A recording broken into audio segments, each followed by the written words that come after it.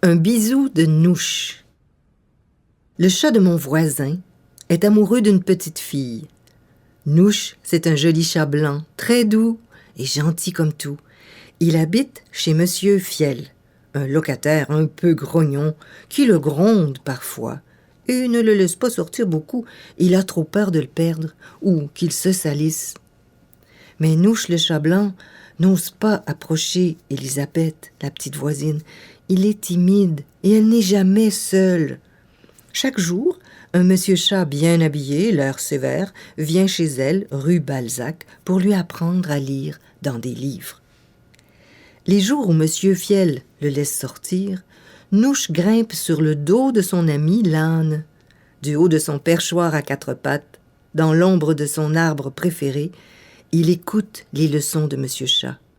Les oreilles retroussées, les yeux bien allumés, il regarde de loin.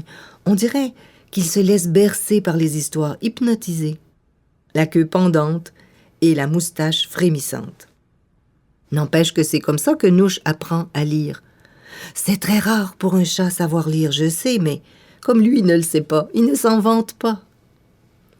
Aujourd'hui, dans le livre de monsieur Chat, il est question d'un garçon appelé Florent.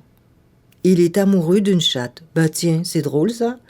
Mais pas tant que ça parce que, comme elle habite à l'autre bout de la ville, il ne peut pas la voir souvent, alors il lui écrit des messages, il lui fait de jolis dessins et il les glisse dans une enveloppe que sa maman met à la poste. C'est une histoire qui finit bien. Nouche se dit « Oh, ça c'est une super bonne idée, je vais écrire à Elisabeth. » Il trouve facilement du papier chez monsieur Fiel. Pour l'encre, c'est plus compliqué. Finalement, il découvre une petite flaque de boue noire dehors. Oh, une encre parfaite. Il imprime l'empreinte de sa patte sur le papier. À quelques reprises, il ajoute le bout de son nez pour dire « bisous ». Il confie l'enveloppe à l'oiseau amiral, qui peut voler drôlement vite et drôlement loin. Et puis il attend, quoi faire d'autre? Le jour suivant, monsieur Fiel ne le laisse pas sortir. Il pleut. Et le maître ne veut pas. Ah, Nouche soupire, il se désole. La pluie fait des rigoles sur la vitre. Et puis, la pluie cesse, mais monsieur Fiel est parti. Ce que Nouche ne sait pas, c'est que l'oiseau amiral blessé à la guerre est en réalité un cul-de-jatte, incapable de décoller sinon du haut d'un arbre. Il doit absolument prendre un élan, il ne peut pas compter sur ses pattes. C'est pour lui un gros effort de grimper, tout en tenant dans son bec une enveloppe. Quand l'amiral arrive enfin au sommet de l'arbre, fatigué, dégoûtant de pluie, et tout essoufflé, c'est déjà la nuit. La lune est de garde dans le ciel.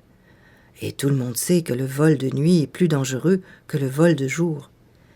L'oiseau messager trouve quand même la maison de la petite fille sans trop de difficultés. Une lampe est encore allumée, rue Balzac. L'oiseau amiral se perche sur le rebord de la fenêtre, toque fermement du bec, jusqu'à ce que la petite fille vienne lui ouvrir. Elisabeth ne dormait pas. Elle vient de faire 3 cauchemars de suite. En voyant les traces du chaton sur le papier, un grand sourire lui vient. Les traces ont un peu dégouliné. Elle pense à l'histoire de Florent. Ça lui fait une petite chaleur au cœur. Elle avait justement remarqué le joli chaton, mais jamais pu l'approcher assez pour le caresser.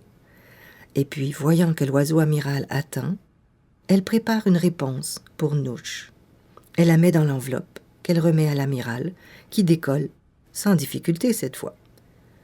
À peine 1 minute plus tard, il est arrêté en plein vol par une voix criarde et désagréable qui le fige sur place. « Pour qui ce petit bisou? C'est pour qui, amiral? Vous comptiez aller où comme ça, sans même nous en avoir parlé? » Oh non!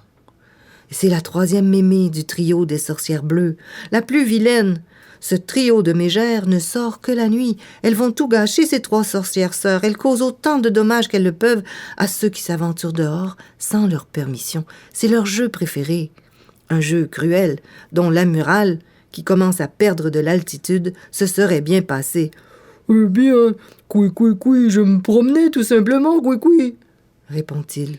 le plus dignement possible, tout en prenant garde de ne pas desserrer le bec de peur d'échapper le précieux message. « Tout simplement, voyez-vous ça? » grince la deuxième sorcière bleue. « Mais vous ne comptez quand même pas vous promener sans nous? » Les 3 sorcières entourent maintenant l'oiseau amiral, le serrant de près comme pour l'obliger à atterrir. « Vous pourriez bien vous casser le bec, » ajoute la 3e. « Oh oui, c'est si vite arrivé, un écrasement !» pouffe la première poufiasse. « Boum, bading, boum, bam! Oh, oh, oh !» Et les 3 bleus ricanent en chœur. C'est horrible, je vous assure. 3 crécelles désaccordées. L'amiral essaie de voler plus vite, plus haut, pour leur échapper. Mais les sorcières sont trop près. Elles lui frôlent les ailes en tentant de lui arracher la lettre du bec. L'amiral se débat et il commence à tomber. « Mais qu'est-ce que je peux faire ?» se dit-il. « Nous voulons des bisous, nous aussi, allez, donnez-nous ces bisous. Ils sont certainement pour nous, tous les bisous du monde sont à nous. » Aïe, aïe, aïe. L'amiral va vraiment se casser la margoulette dans la seconde, s'écraser sur le dos de la tortue Thor, mais... Oh, qu'est-ce qu'il fait sur le trottoir, celui-là? C'est vrai que Thor a toujours détesté le trio des Bleus. Elles sentent le vieux fromage moisi. Et c'est à cause de ces 3 misérables que Thor est obligé de porter à vie un casque de soldat sur son dos, en guise de protection. Elles ont tellement piqué, picossé et gratigné le dos du brave patrouilleur de rue qu'il a dû trouver une carapace solide qui ne le quitterait plus jamais. Quelle chance! Thor a plusieurs pouvoirs magiques. C'est pourquoi les 3 bleus n'aiment pas du tout le voir apparaître sur leur territoire. Mais Thor n'a pas le pouvoir de jeter ses sorts rapidement, si bien que les 3 terribles en profitent chaque fois pour se moquer de lui et s'échapper. Truc, tutu, lulu, truc, cru, et truite au prununu. Du trottoir, la tortue Thor jette lentement son sort de torture-truc aux 3 bleus, qui ne l'avaient pas vu venir cette fois, tout occupées qu'elles étaient à terroriser l'oiseau. Elles se mettent bientôt à se tortiller dans tous les sens, à se gratter, se frotter, se plier de douleur, si bien qu'elles lâchent Amiral, qui en profite pour reprendre de la vitesse. Par le fait même, il reprend de l'altitude et continue d'accélérer. « Ouais, merci, merci Thor, mon pote. Ses ailes vont si vite qu'elles vrombissent comme un moteur diesel. Vroom !» Et le pilote de nuit est de retour, à peine quelques minutes plus tard, dans l'abricotier près de chez Nouche. Le soleil se lève, tout juste. Monsieur Fiel aussi. Il met bientôt le nez à sa fenêtre, qu'il ouvre toute grande. Ah, une belle journée commence. Nouche en profite pour s'échapper. En 3 bonds, il rejoint Amiral sur son arbre, où il peut lire le cœur battant la réponse d'Élisabeth. Oh, joie! Elle l'invite à un goûter, une collation juste après l'heure du conte, après le départ de Maître Chat. Oh, de contentement, Nouche se frotte les joues contre l'oiseau. Couille, de rien, fait l'oiseau amiral, content de pouvoir ouvrir le bec à nouveau et de s'étirer les mâchoires.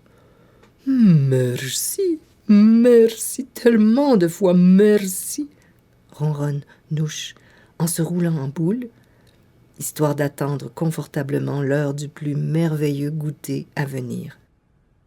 Je me demande bien quel sera le conte de Maître Chat aujourd'hui. Ce que Élisabeth va leur servir pour le goûter. Est-ce qu'elle va l'embrasser, tu crois?